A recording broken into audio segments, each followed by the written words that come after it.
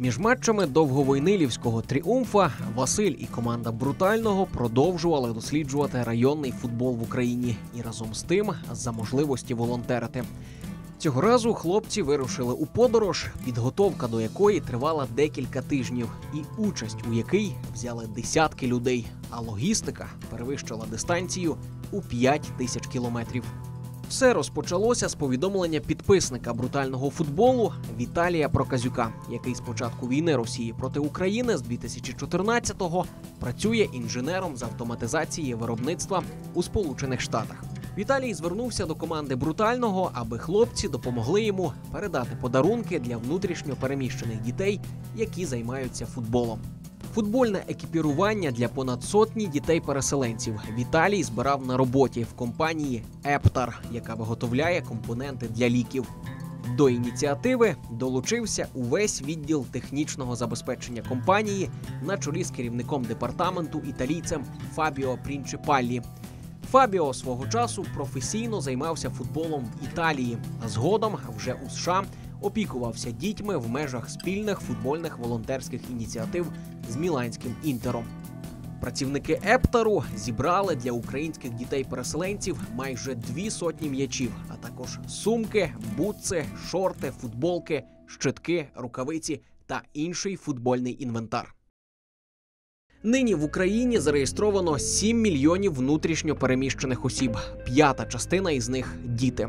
Попри це, чимала частина дітей залишається у зоні бойових дій або в містах, які обстрілює Росія.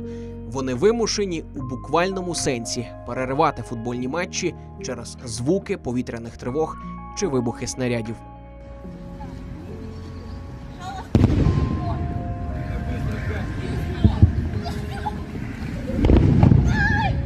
Також через вторгнення Росії тисячі дітей втратили можливість займатися футболом взагалі. Проте багатьом вдалося знайти прихисток, нових друзів, тренерів та свої команди. Одним із тих, хто допомагає тренерам та дітям облаштовуватись на нових місцях, є волонтер, активіст, футбольний функціонер і радник голови Краматорської районної військово-цивільної адміністрації Ваге Маміконян. З ним нас познайомив журналіст Андрій Сеньків. До війни Ваге тренував футзальну команду 81-ї десантно-штурмової бригади, з якою ставав віце-чемпіоном України і найкращим тренером турніру. Також він був головним тренером аматорської футбольної команди «Легіон-21». З початку повномасштабної війни його підопічні на фронтах боронять країну, тоді як Ваге зайнявся активною волонтерською діяльністю, допомагає військовим, перевозить гуманітарну допомогу до рідного міста, організовує евакуацію цивільного населення. Нині Ваге з дружиною та дітьми перебрався на Кропивниччину. Саме тут, на базі школи в селищі міського типу Новгородка, перебуває велика кількість дітей-переселенців, що займаються футболом. Завантаживши наше авто подарунками для дітей, які надійшли від друзів зі США, ми разом з Ваге беремо курс на Кропивницький. Ляпс! А де є? Наша дорога із Калуша у Новгородку займає 7 областей. За планом ми маємо прибути на Кропивниччину увечері, а зранку наступного дня завітаємо в школу до дітей. У Новгородці ми проведемо цілий день, познайомимося з їхнім районним футболом і вночі вирушимо назад. Адже попереду у «Тріумфа» календарний матч, який не може відбутися без присутності головного нефутболіста країни. На шляху у нас буде чимало пам'ятних рідних міст і містечок, з якими історія пов'язує футбольні і нефутбольні пригоди файних довоєнних часів. Ну розкажи, де ми зараз їдемо?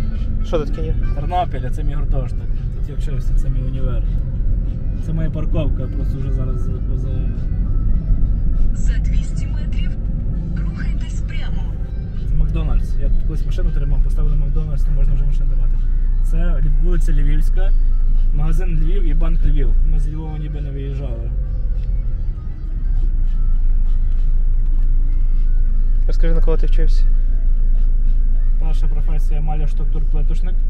Друга комп'ютерний інженер-програміст.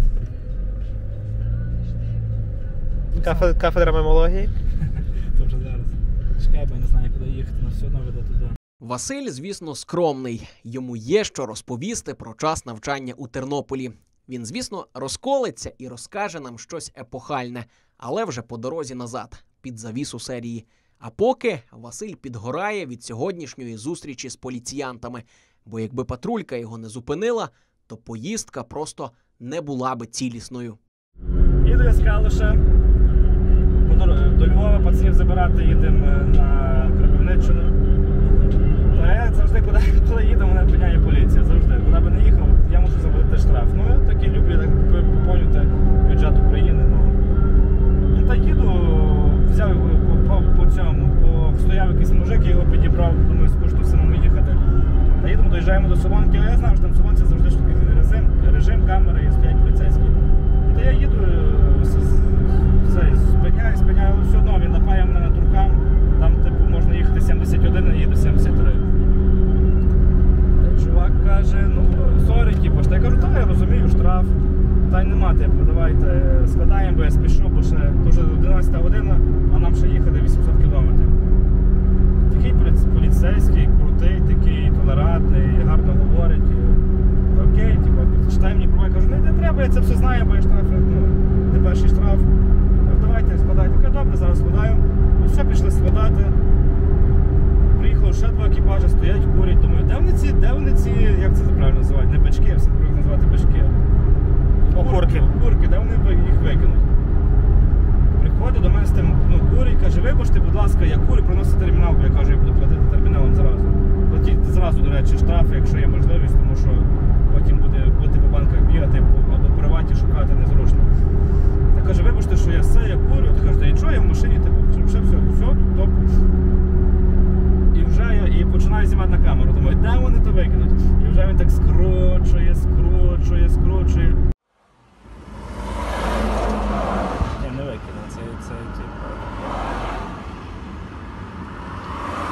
Викинув.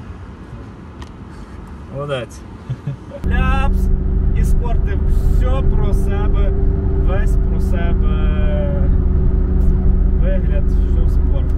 Ну, курва, я це так не люблю, хто їде, бо я сам не курю. Їду тільки через вікно. Пух.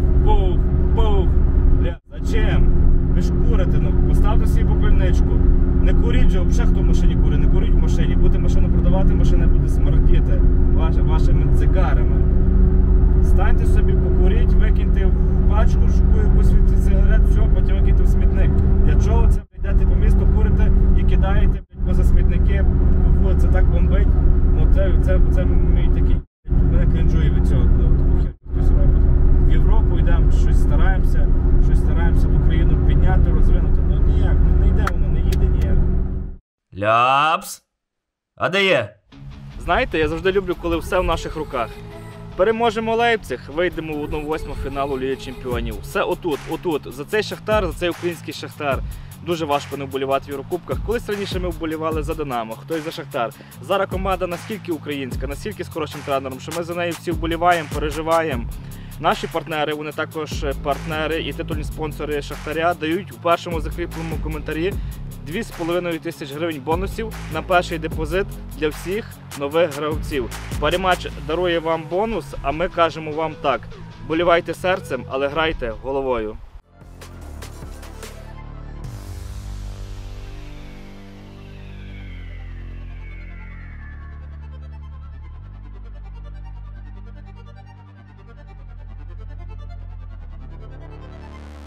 Галичан, які виїжджають за межі свого святого краю, за Збруч може очікувати шок-контент на території великої України. Залишки радянських пам'ятників, російська музика по радіо та інші потужні тригери.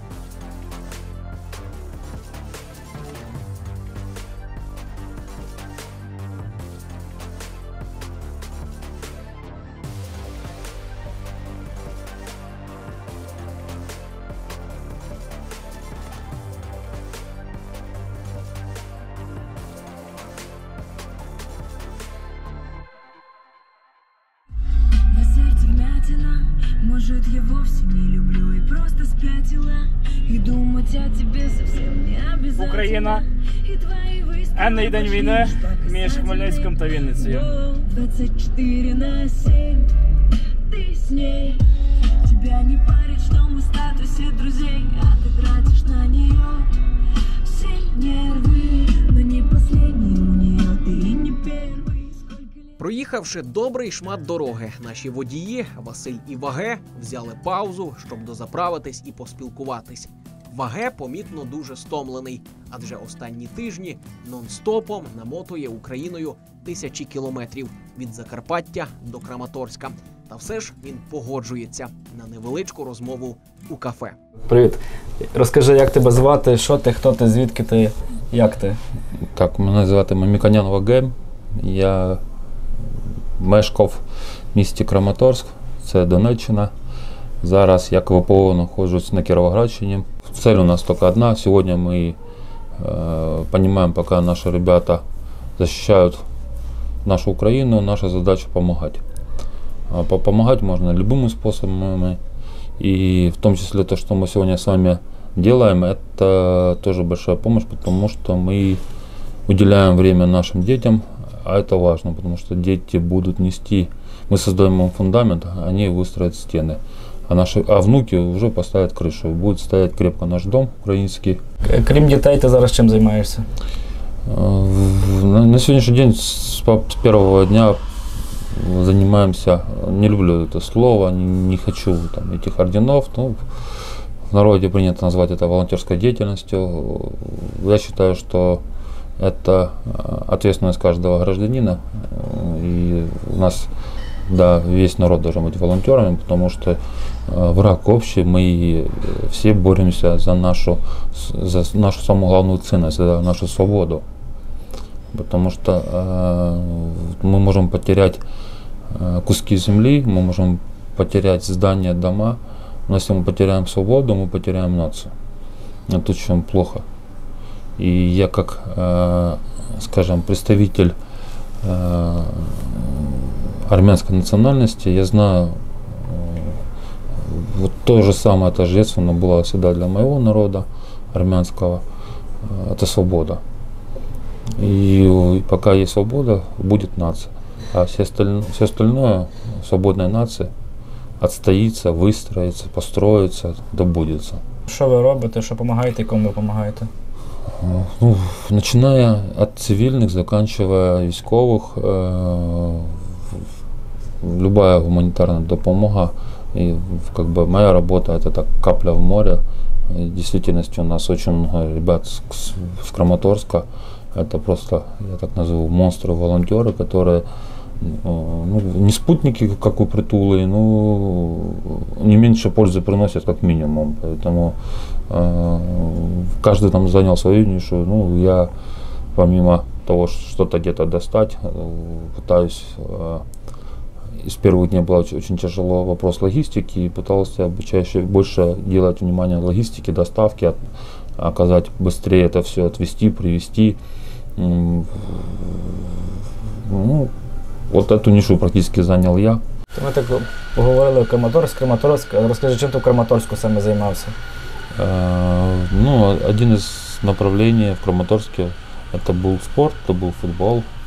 У нас там был, скажем, спортивный клуб «Легион 21». У нас взрослые это были футболисты.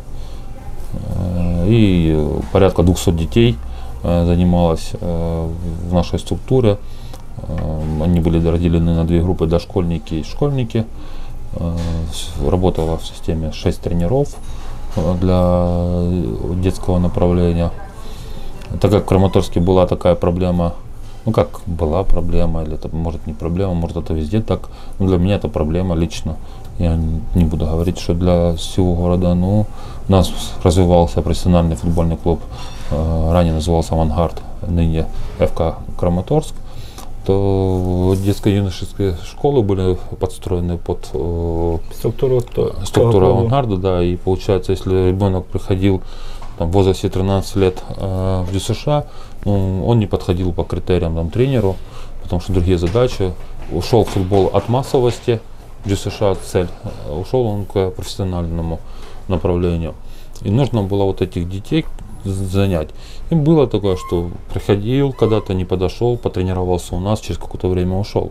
Зі слів і жестів Ваге видно, як йому щемить за Краматорськом і всі ті сфери життя, які люди будували і розвивали у місті після вторгнення Росії у 2014-му. Крім того, зараз підопічні Ваге воюють за Україну на різних фронтах. Декого з гравців уже немає з ними.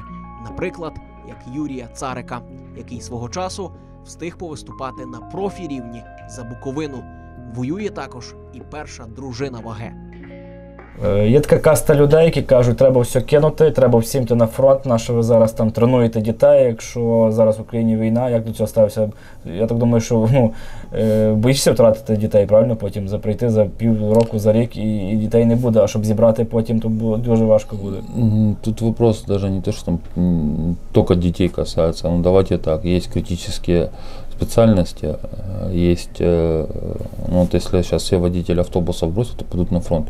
И в каком-то там условном городе, в центральной или на западе, или где-нибудь в другом месте остановится весь автопарк автобусов, кто будет машины, автобусы водить. У нас столько жінок водій немає. Это критично, это критично. Это раз. Второе, если бы эти люди нужны были на фронте, то військкомат свою работу знает, он сделает. Вот мы как все переселенцы, с первых дней, у нас тут бажающих много было, ни один человек отсюда не ушел на фронт, потому что укомплектовано, потому что ваша профессия не подходит, потому что нужны другие люди. И мы прекрасно понимаем, вот мы стоим, мы тот военный резерв, мы стоим на учете, когда уже будет в нас необхідність, візьмуть. Кожен переносить війну по-своєму, у когось теж можуть бути і зашквари, і дивні питання. Насамперед ми тобі дякуємо за допомогу і пацанам, і дякуємо нам, що ти там показав, що ти нам розказав, що ти нам показав, як з глибинок теж можна розвивати футбол. Це насправді важлива тема, бо футбол починається з маленьких дітей. Ніхто в 20 років не починає грати в футбол.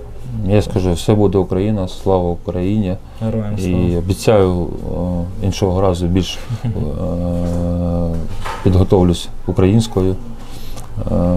Це у мене втома з дороги, бо 10 днів я був в дорогі і не налаштувався сьогодні на інтерв'ю. Після розмов з такими зарядженими людьми і дорога йде швидше, і мотивація стає більшою, і злість до ворога міцнішає.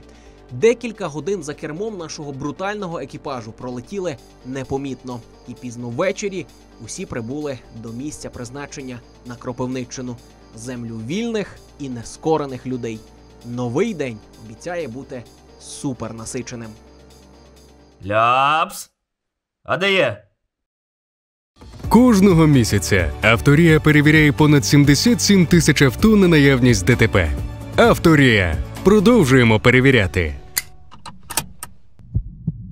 Новгородка на річці Кам'янка, що на Кропивниччині. Картинка українського артхаусу тут має історичне підґрунтя. Здавен землі Новгородки входили до Запорізької Січі.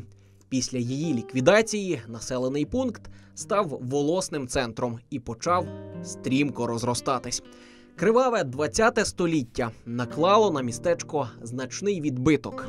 Репресії, розкуркулення, колективізація, голодомор, Друга світова війна. Як наслідок, населення Новгородки зменшилося до майже 6 тисяч людей. Хоча зараз уже більше, враховуючи велику кількість переселенців, яку селище приймає щотижня. До Новгородки орки так і не добрались. 1 березня ворог посунув на Кропивниччину зі сторони Миколаївщини. Однак героїчні дії українців під Баштанкою нанесли росіянам непоправних втрат. Відтак Новгородка стала міцним тилом для фронтових регіонів. Тут відчувається та атмосфера підвищеної чутливості, про яку у містах заходу країни забули ще у квітні. Світломаскування, приглядання до підозрілих людей на вулицях. За якісь декілька хвилин до нас підійшло 3 різних людей перевірити документи і запитати, хто ми, звідки і чому знімаємо. Брутальний дідуган з кіоска ритуального призначення покрив нас 10-поверховими люб'язностями. І правильно зробив, скажете ви. Там треба їх ганяти, а не тут. Слава Україні, ну ти нахуй будеш. Хлопці на війну, блядь, нема що діть, приходять, я взуваю. Молодці. Молодці. 72 роки я пашу на лоші плачу. А вони воровують всі. Отримавши на горіхи від діда, ми повертаємося на нашу базу у Новгородський гуртожиток, який став домівкою для багатьох переселенців. Звідси, разом з ВАГЕ, їдемо у школу зі спорядженням. Всю нашу поїздку сонячна погода змінюється зливою, холод – теплом. Ось і цього разу, як тільки-но ми приїхали на місце, грянув смачний дощ. Поки на вулиці буянила негода, керівництво селища зробило нам невелику екскурсію своєю великою школою, розрахованою на понад 1000 дітей. Зараз у ній навчаються та займаються спортом як діти з Новгородківської селищної територіальної громади, так і діти, що приїхали з прифронтових територій і стали тут своїми. Йдемо в укриття, облаштоване під справжній бункер. Безпека тут на топовому рівні. Є всі необхідні вигоди та комунікації. Діти оформили його в максимально патріотичному стилі. Звісно, не хотілося б, щоб вони взагалі проводили тут час. Але якщо вже десь переховуватись від російських ракет, то тут доволі пристойне місце. Вийшовши до дітей з презентами, ми зрозуміли, що до приїзду брутального футболу і серіалу «Не футболіст» новгородці поставились серйозно. Адміністрація міста через нашу команду передала подяки американським партнерам за допомогу, а маленькі футболісти присвятили їм від себе малюнки на згадку. Віталій та Фабіо обіцяють, що вони висітимуть у їхньому нью-йоркському офісі.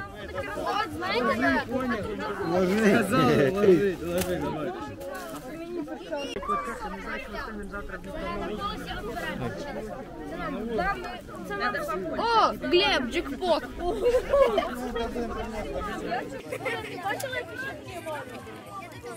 На Україну возять китайське все. А це Америка. Нас рівно з Америки. Америка найлучший привіт. Як тебе звати, розкажи? Андрій. Звідки ти? З Сєвєродонецька. Як давно почав займатися футболом? Ну, где-то 3 місяці назад. А як сюди вже переїхав, так? Угу. А що саме Я так? раніше не займався футболом. Не займався раніше, так? А що так вирішив почати займатися? Приїжджаю. Ну, просто мої друзі ходили на футбол, і я теж захотів. І як, сподобалось тобі? Да. А до того дивився футбол, чи взагалі ніколи просто не дивився і не любив? А зараз полюбив, так? Я типа ходив раніше на другий вид спорту. На що? На кікбоксинг. Ого, і ти... 5 років займався. То ти тут самосильний, так? Не знаю. Ти не перевіряв ще, так? І що, от ви зараз бачу, так багато тренуєтесь, багато дітей. Як ти себе проявляєш в футболі всього за 3 місяці? Тому що є діти, вибачте, я приб'ю, які займаються більше, ніж ти, там, 2, 3, 4 роки. Не прям сильно, но нормально. За свої 3 місяці я думаю, що я хорошо гуляю, тому що у мене є друзі, які ходять по 2, по 3 роки, і я їх вдвоєм виграю. І ти вже сам їх обмотуєш без проблем, так? 10-0.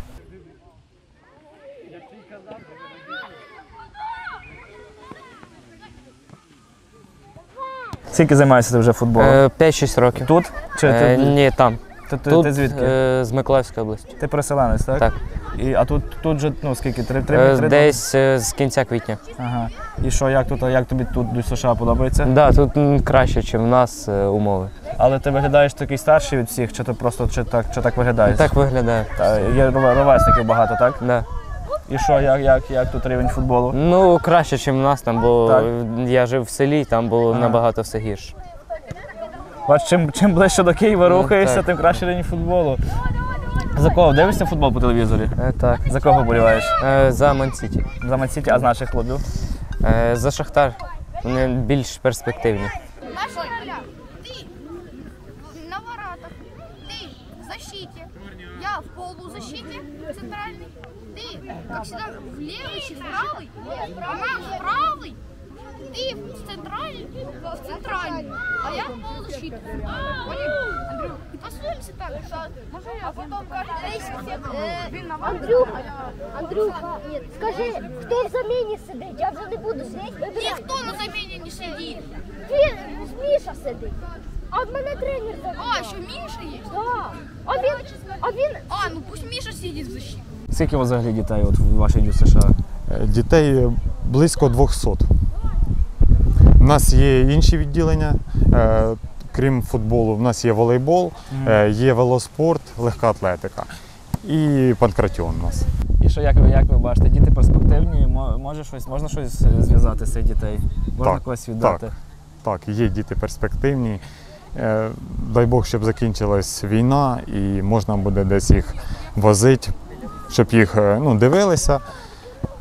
І може якісь поступлять запрошення стосовно цих дітей.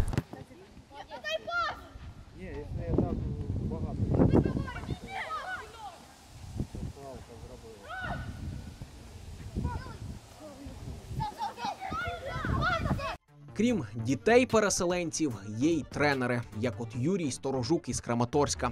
Раніше він разом з Ваге, який доводиться йому кумом, працював у Легіоні 21. Також розвивав дитячий футбол на Донеччині. Крім того, Юрій тренував краматорську футбольну команду «Патріот», яка складалась із десантників 81-ї штурмової бригади. За його словами, той колектив не загубився би ні в першій, ні в другій професійних лігах України. Після евакуації з Краматорська Юрій у Новгородці допомагає Олексію з дітьми, навчає їх більше думати головою на футбольному полі. Діти, з якими він займався в Краматорську, зараз розкидані від Львова до Італії, але всі продовжують займатися футболом. Однак Юрій вірить, що коли війна завершиться, вони повернуться додому, бо він їм як другий тато.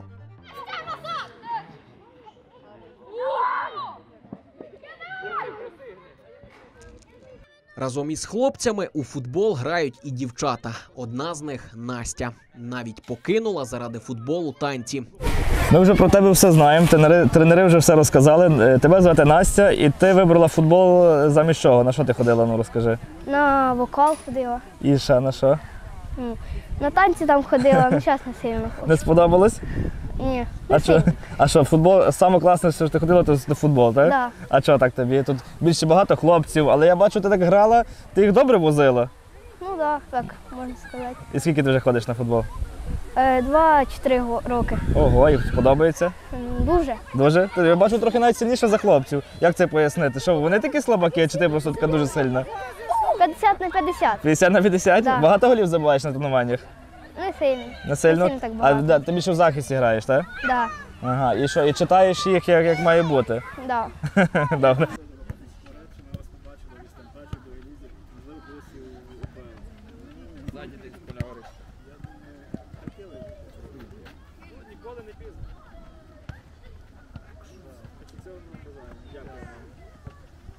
Крім Насті, тут займається ще й Поліна.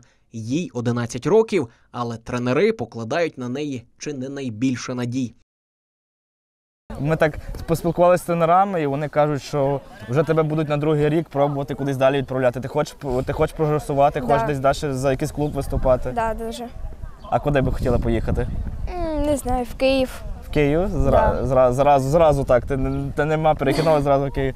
А хто то, ти дивишся футбол по телевізорі, чи тільки граєш? І дивлюсь, буває. Бо так багато футболістів вже розказують, ми не любимо футбол, в цьому немає нічого поганого. Ми просто граємо, це наша робота. Для тебе це як робота чи задоволення подивитися там футбол? Подобається. А які команди? Не знаю, якими командами любиш спостерігати? Не знаю, дивлюсь ФК Верес. Верес дивишся? Да. Діму Поворозняка? Да. Футболіста? Здається, у цьому моменті Василь заревнував. Дуже багато дітей, дуже багато переселенців. Всіма дружня ваша родина? Чи трохи є така футбольна, така трохи тусовка, що кожен хоче показати себе сильнішим, кожен там хоче виступити, чи всі такі більш-менш дружні? Ну так, всі конкурують, бо того, що всі хочуть грати. Вони думають, що ти зараз поїдеш, і їм треба теж ставати сильнішими, щоб теж за тобою поїхати. Подаш їм приклад, будеш їм дзвонити з Києва і казати, приїжджайте за рік, за два, тут класно, тут кращий рівень, тут можна розвиватись. Щоб трохи більше мотивувати Поліну, Василь викликає Рівне. Тимон, що ти там хочеш зробити? Ром, виходь, я тебе не буду піднімати, там ви. Конкурент. Дім, привіт. Привіт. Від Яху ключ, окей?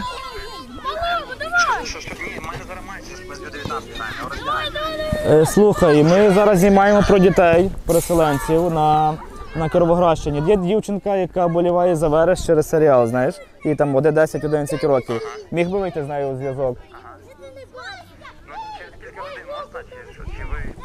Ну, то дивись, на 2-3 хвилини просто ми зараз знімемо і поїдемо. Вони потренуються, і потім ми їх по місту не зловимо. Так, я зараз біля неї. Ти зараз біля неї? Так.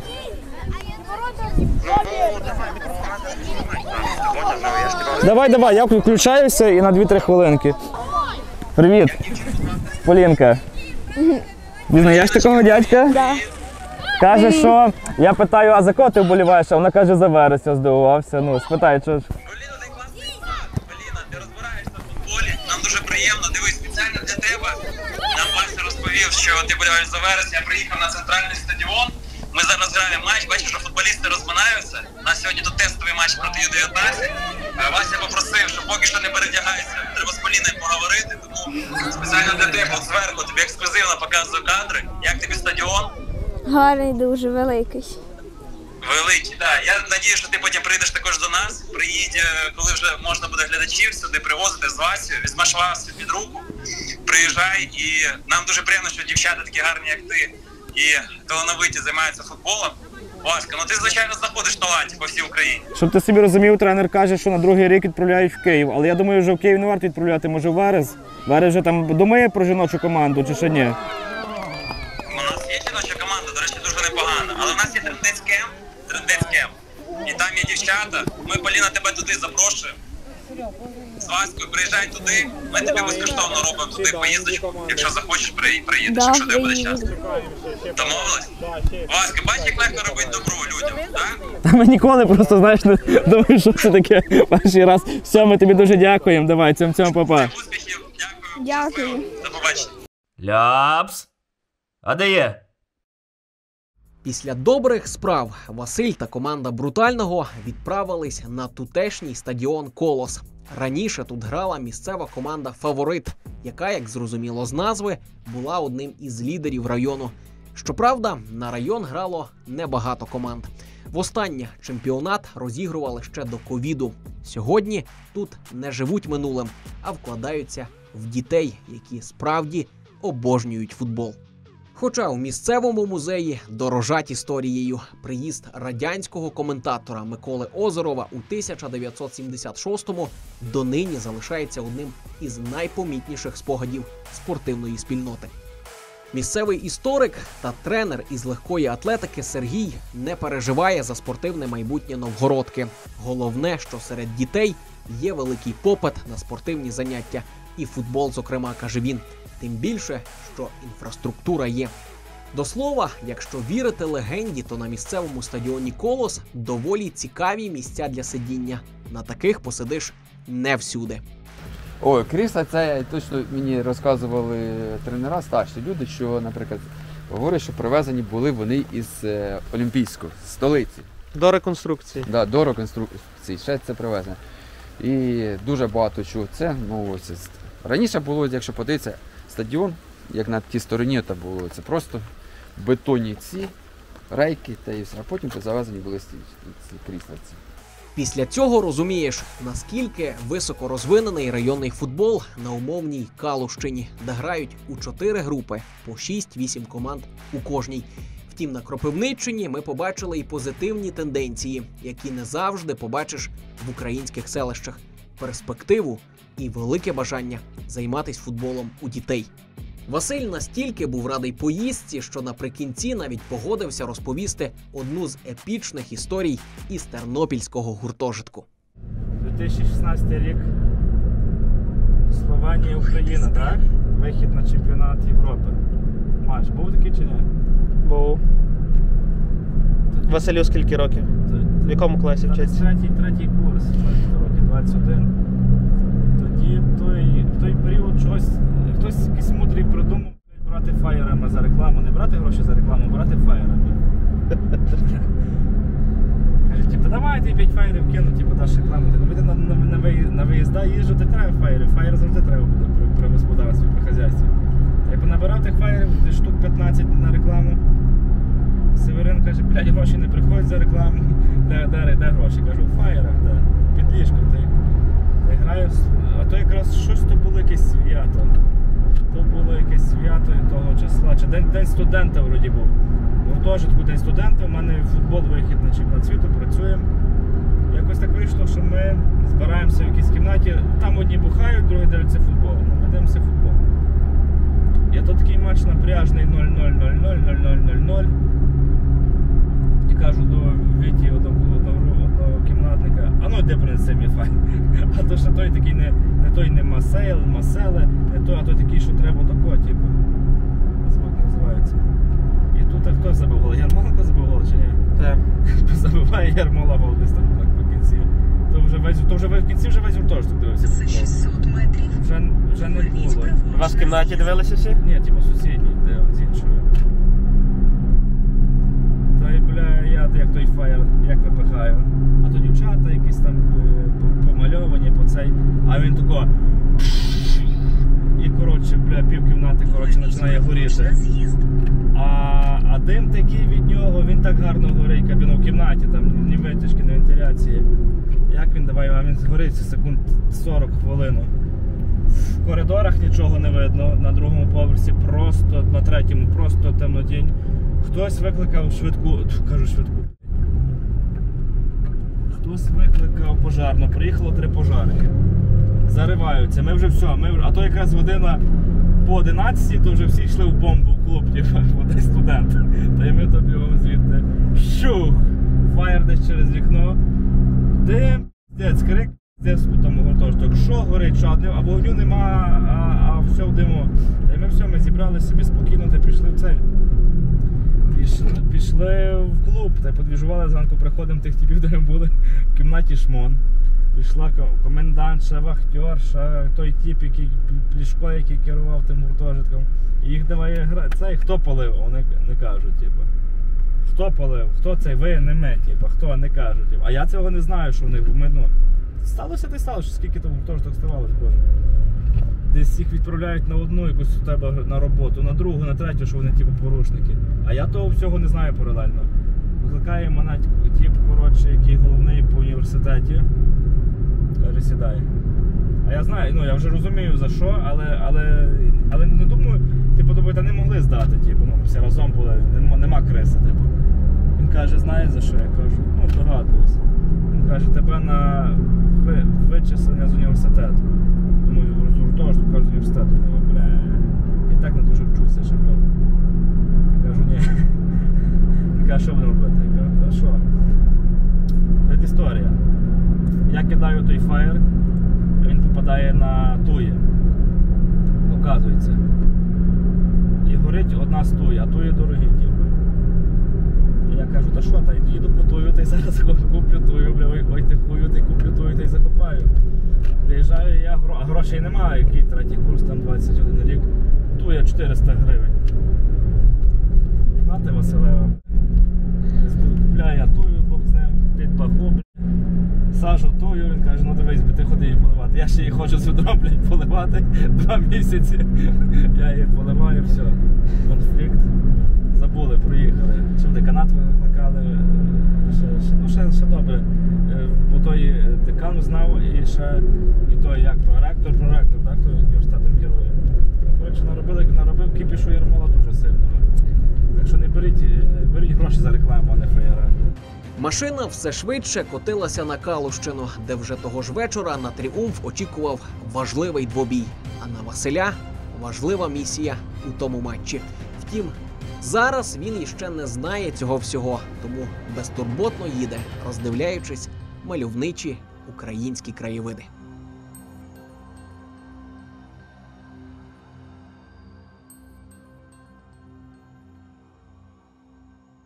Ляпс! А де є?